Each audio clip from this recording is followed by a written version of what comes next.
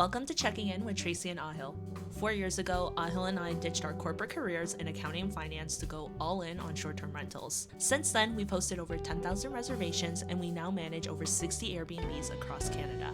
That's mostly in Ontario and all the way to the East Coast.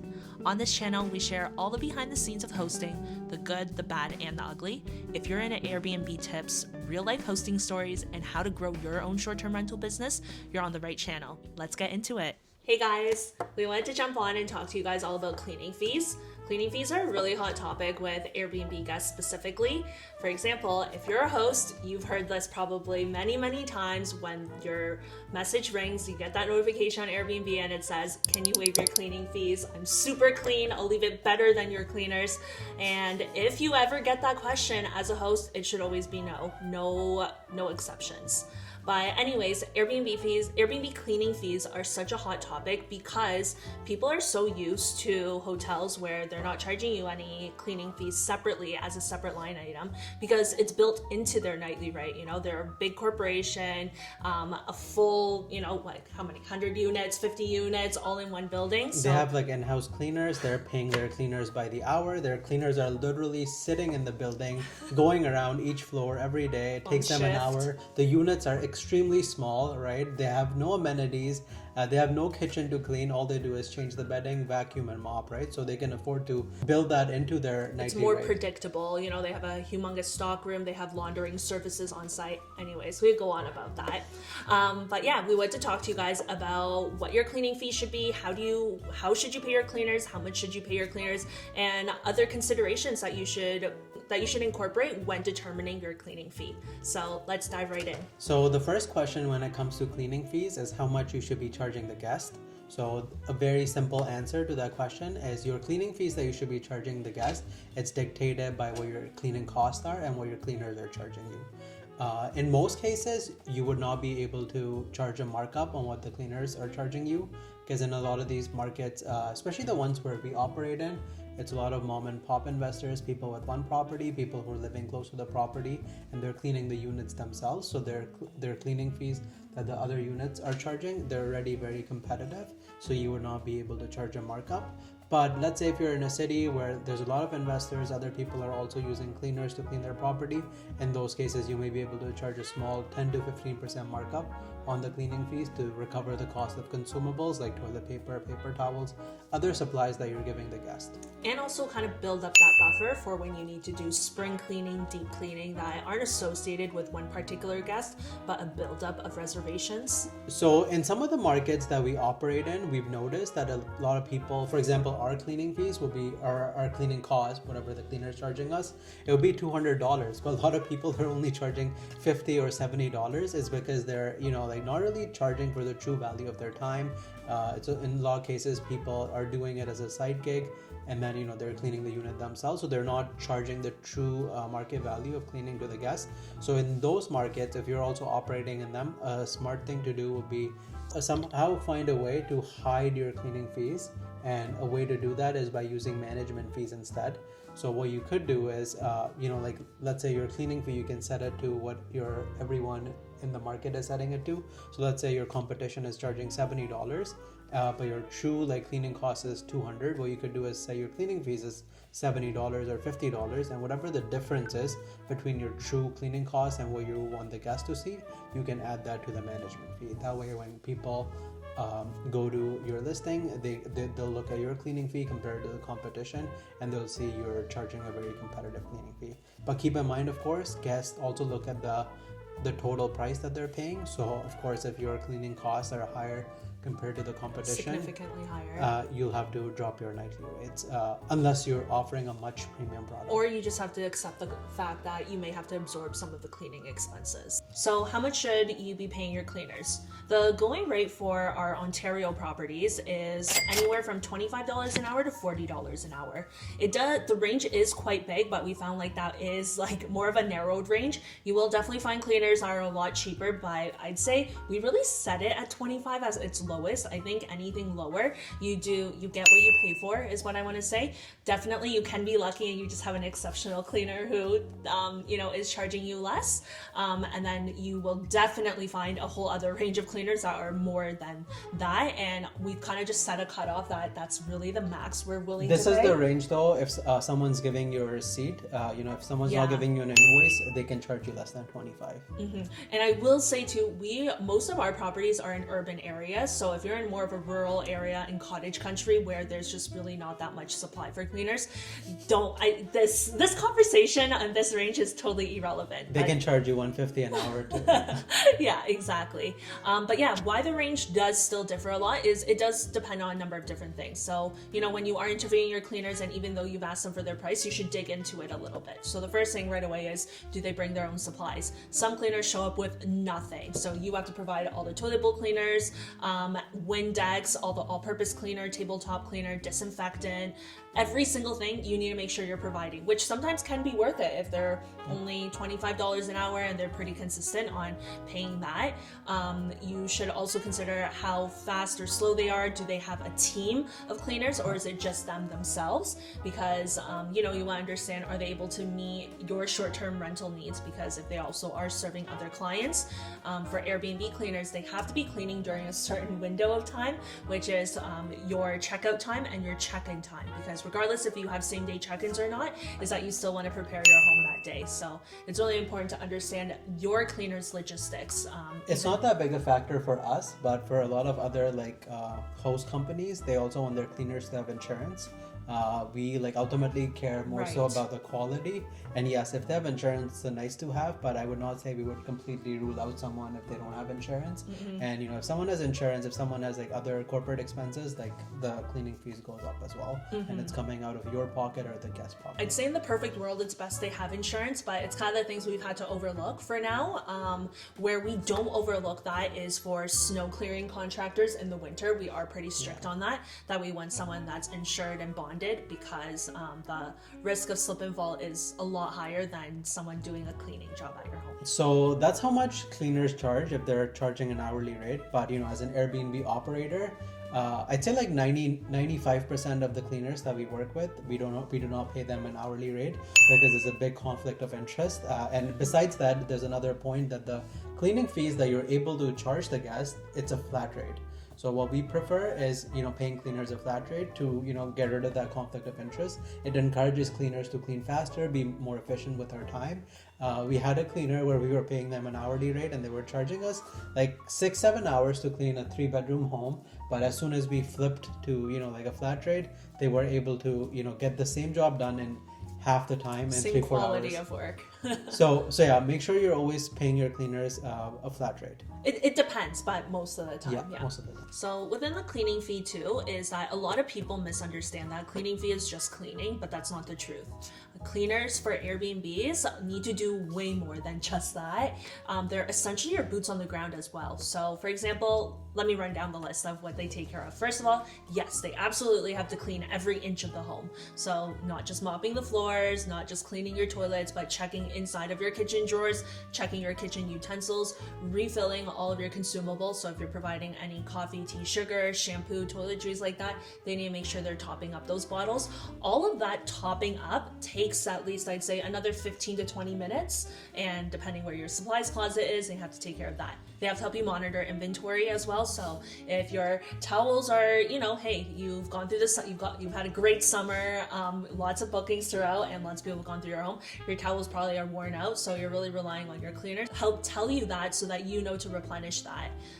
Other things, and very important, is that if they notice anything in the home, is that they will tell you, and in the best case, if it's not too much of a job, that they can help you fix it. And they're not things that fall within cleaning. So things, for example, would be like one of the light bulbs are out in your light fixture, and it's in an area where it's actually accessible. They don't have to climb a 9-foot ladder, and you have spare light bulbs in place. It's something they can help fix, and ideally that they actually help point out for you. Other things where they can't fix, but it's really helpful for the cleaner to point that out for you rather than a guest telling you that, is, let's say there's actually a water damage on the ceiling. Hopefully your cleaners can tell you, you can get your handyman out there. Even if you can't get your handyman out there as soon as possible, it's really helpful to know, because then you can let the next guest checking in know that, hey, we're aware of this situation and that, you know, we're fixing it and there's no issue to your stay, rather than a guest walking in and be like, whoa, what happened? How did you guys not notice this? But, you know, overall, it just shows high responsibility. So you want to make sure that your cleaners are educated on that. And then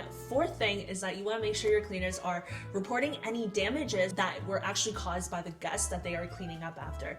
Because as Airbnb co-hosts, it's really important that we're helping our owners protect their investments. So where a guest actually negligibly breaks something, damages something in the home, we have to be notified right away, because you only have 14 days from the guest's checkout to report any issues through Airbnb's insurance policy. So your cleaners aren't just telling you, hey Tracy, something's broken. It's that they have to provide photos, videos, all of that, tell you urgently, because too, separate from the insurance policy side of things, is you want to make sure you're able to fix it. And same thing that I was mentioning earlier, let the next guest know in advance. So make sure your cleaners are aware of all of this, especially even if a cleaner tells you, they're like, I've been doing cleanings for 20 years. I do construction cleaning, which is a big job, right? Like that's intensive work, but it's very different from an Airbnb. You know, make sure they understand all this context and that they are able to meet all of your expectations. Good morning, guys. So I'm on my way to a property today. It's just me. I'm just gonna there's just some minor things I wanted to check up on the property. We have a 3-week stay coming up where the guest seems that they're gonna be a little pickier than normal. I'm just making a quick trip out of it, and I'll take you guys along. But just before I head there, I'm going to Walmart to pick up a few supplies, because the cleaner did tell us that there's some supplies we're running low on.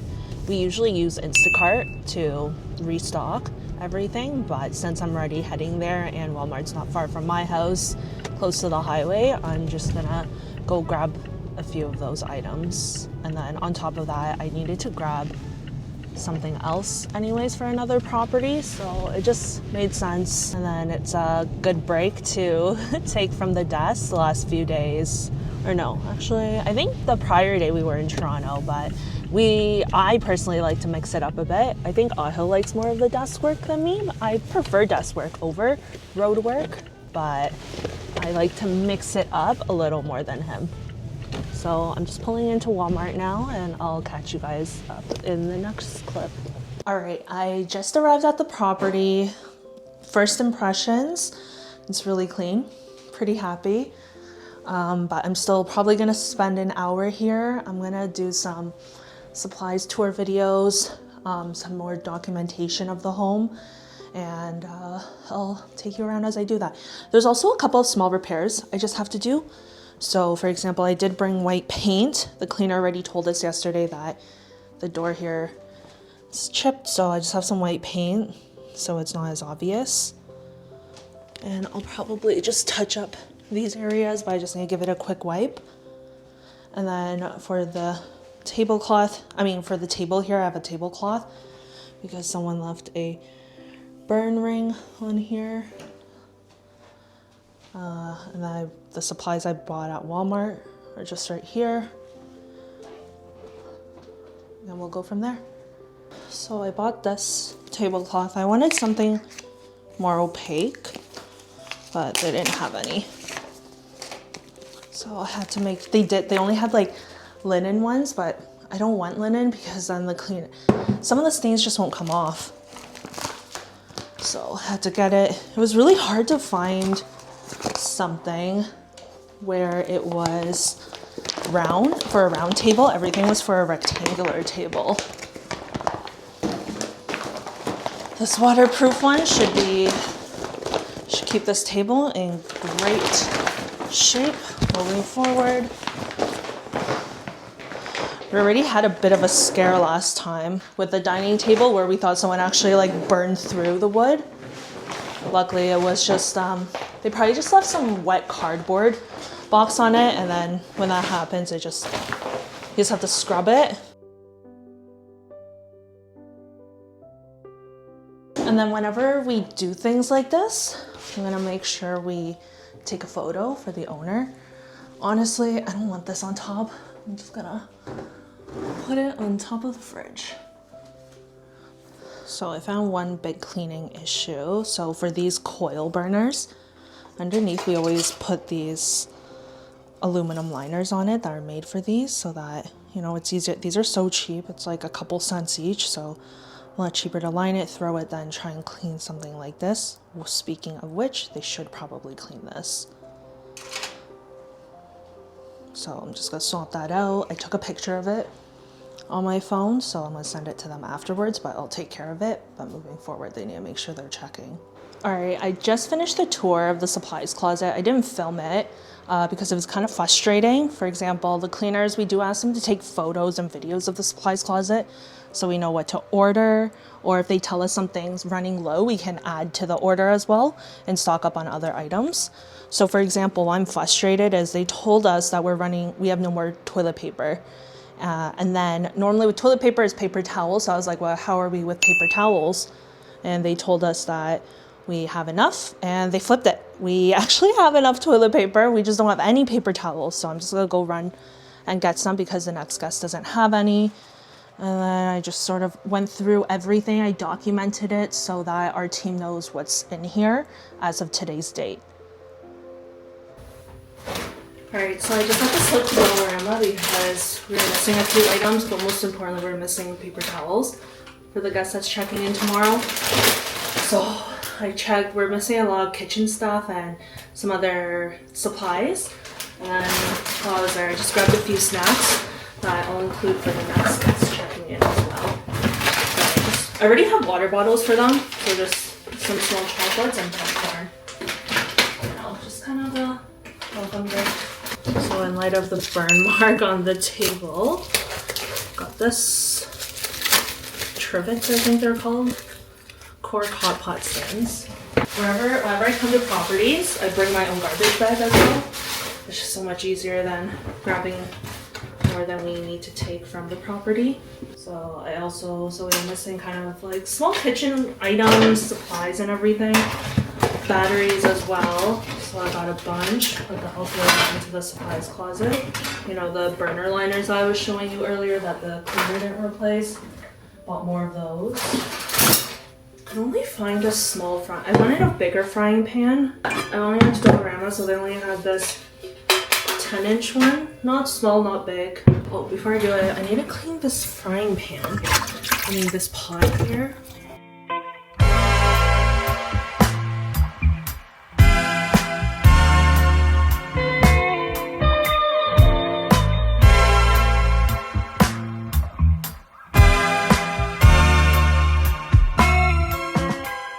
So the site visit took a lot longer than I wanted it to, but I just kept seeing things around here and there, and I just wanted to take care of it. So, you know, especially, I did something that I rarely do, which is I did bring white paint, and so I could just like touch up some of the baseboards so that it really cleans up the whole look. I was using a magic eraser, took it around the house, and just wiped down a lot of the marks and scuffs all around the home. Again, just it really freshens it up. So just took care of that, and then I had to go to Dollarama to pick up some extra supply. I didn't have to. What I did have to do was the paper towels. So in my previous clip, I mentioned that the cleaners were there yesterday. They told us that we were running out of toilet paper. So I bought a pack of toilet paper this morning at Walmart. And when they told us yesterday that toilet paper's missing, I was like, okay, how are we with paper towels? Because they go hand in hand, you know, once we run low on one thing, we run low on the other, and those are really high use items. And he told me, no, we are good with paper towels. I go and he screwed it up. So he mixed it up. And the issue was that there was only 3/4 of a roll left for the guests, when usually we should have like 2 full rolls for every reservation. And the reservation coming up, which is tomorrow, they are staying for 3 weeks, so a bit longer than normal. So I felt that it was really important. So I just went to Dollarama to pick some up along with some other things while I was there. Just on my way home now, I'm actually gonna swing by my parents' place because they said they have food. I actually haven't had lunch at all. So yeah, I'm super hungry. And that pretty much, so yeah, how much longer did it take? So I thought it would take an hour and a half took 3 hours, but that's with the trip to Dollarama and everything. So it is what it is.